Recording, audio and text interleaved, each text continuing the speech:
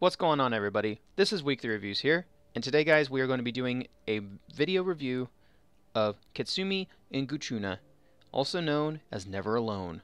So, let's go ahead and start the review. Nuna, your female protagonist in this game, is a very interesting character. While a very little girl, she's as tough as a Rambo. Yeah, I went that far. Nuna basically is the female protagonist in the game who goes around and basically tries to find out the reason on why a stranger burned her entire village down. Now, while of course trying to find this person and trying to deal with him to get her revenge, she has to avoid all different types of things, from polar bears to weather elements to even people just trying to kill her. But she has a little bit of help. Help from a very interesting but also pretty awesome white fox. Now, nobody knows exactly why this white fox came to help her. Did it decide to just out of nowhere?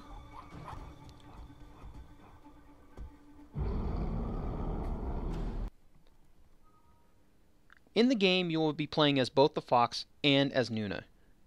So you'll be basically playing this game in a co-op type style. While personally for me, I love a single player game, when it has to control two people though, it can get kind of confusing, and it can get a little bit irritating as well. Reason I state that is because when having to control one other character, another character can kind of do whatever they want. So while the AI itself is fairly smart, there are some instances when the AI decides to go ahead and do whatever it wants when you don't want it to do that. Say as jumping off a cliff when too far away and falling to its death, making you have to restart the level over. So while it's a very small thing, it can get very irritating very quickly. In the game, you have many different types of ways to be able to attack. But the main one is being able to use the weapon called the bolo weapon. Now, personally for me though, the bolo weapon was the weapon that I absolutely detested. The reason on why is because of the aiming and abusing of the controls. To me, I think they should have simplified it a little bit better than how they did. Like how in a game like Yoshi's Island, you pressed a button to be able to aim in the actual portion, and it made it much more simplified. This one you're having to actually painstakingly move the controller around to the portion you want, and then moving it to the right to be able to aim it. Now, while that seems simple, trust me, it's not that simple. It can get very irritating and cause you to have more deaths in the game than needed.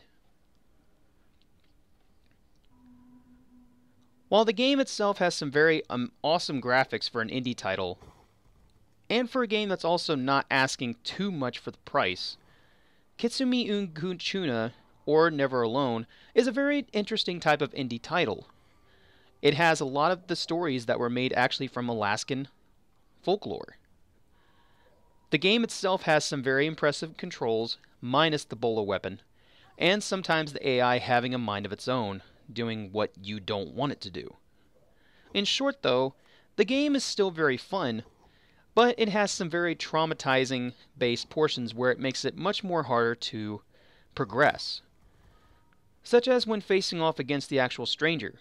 There was a portion in the game where I had to go ahead and literally retry over 20 times because the bolo weapon would not hit the mark that I needed to.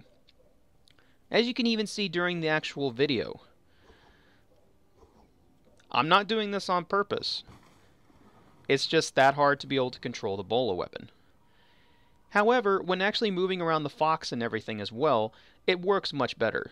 The fox actually being able to climb onto the walls, scurry up them, and being able to latch onto spirits to be able to use to reach higher ledges. Now though, at the same time though, the spirits will fade away, as you guys saw, if you get too high and too far away from your co-op character. So while this is a game, as I stated, that has some problems, it's not a bad game. It's not a bad game at all. It just has some very interesting bugs that should have been simplified and fixed before the time of releasing it.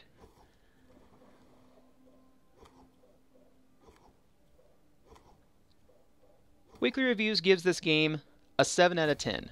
Not a bad game. Try it out though if you want to on Steam.